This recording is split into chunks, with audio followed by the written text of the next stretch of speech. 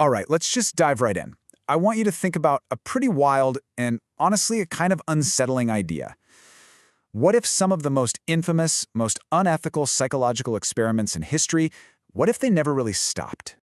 You know the ones I'm talking about, right? The studies that push things so far ethically that they were eventually banned for good reason. Well, the paper we're digging into today asks a huge question. Are those same experiments still happening right now? Just not in a lab. What if they're happening all around us, every single day, in the very systems and structures that make up our lives? That is the rabbit hole we are going down today. Okay, so to even begin to wrap our heads around this, we have to go back. We need to look at the original clues to this whole puzzle. And that means revisiting some of psychology's most forbidden experiments, the ones that taught us some really uncomfortable things about ourselves. First up, there's the sheer power of the situation itself. You've probably heard of Zimbardo's Stanford prison experiment, right? It showed that just giving people the role of guard or prisoner was enough to make them act in extreme, often abusive or submissive ways. Then you have Milgram's shockbox experiment, which proved that an authority figure in a lab coat could convince normal, everyday people to do something awful, to deliver what they thought were painful electric shocks to another person.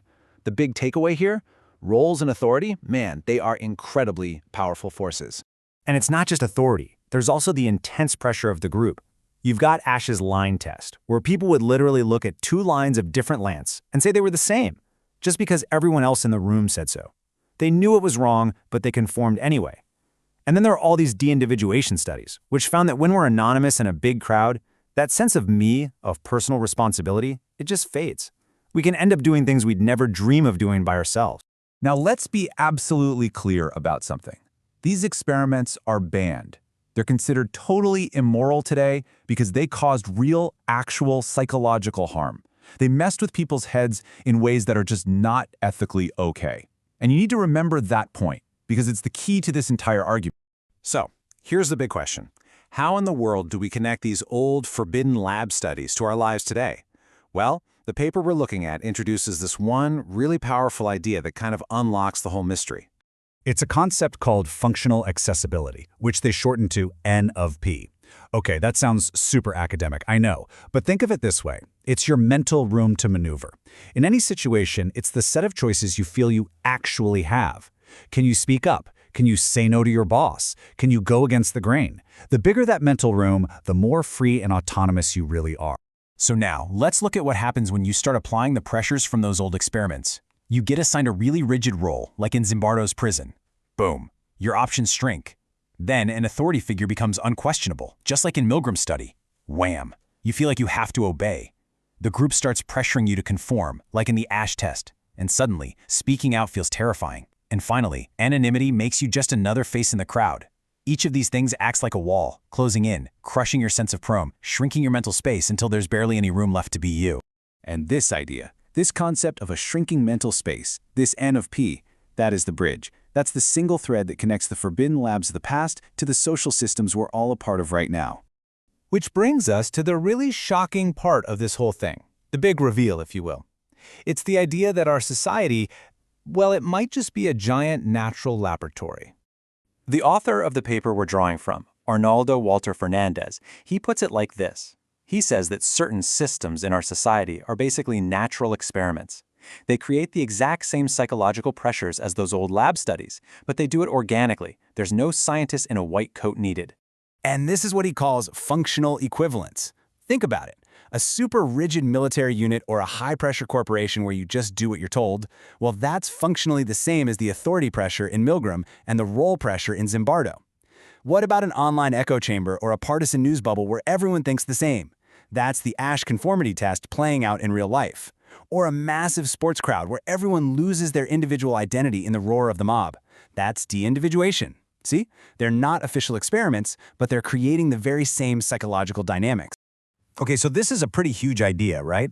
But you might be thinking, is this just a metaphor or can you actually, measure it? Well, amazingly, the paper says yes. It actually proposes a way to turn this into something we can quantify. It all comes down to four key factors that you can actually observe and measure. So here they are. These are basically the 4 levers that control the size of your mental room. First, how rigid is the role you've been put in? Second, how intense is the pressure to obey authority? Third, what's the level of group conformity pressure? And fourth, to what degree are you de-individuated? How much is your personal identity lost in the group? The more you crank up these 4 levers, the smaller and smaller your mental space, your N of P, becomes.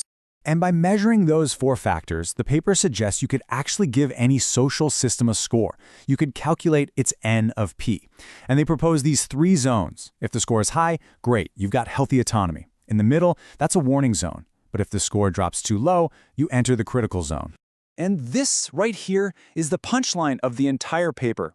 Any system, a company, a political movement, an online forum, whatever, if it falls into that critical zone, it is, for all intents and purposes, reproducing the exact same psychologically harmful conditions as those unethical experiments we banned decades ago. So this leads us to a really uncomfortable place, doesn't it? If these real-world systems are basically the same as those immoral experiments, what does that mean for us, for our role in them?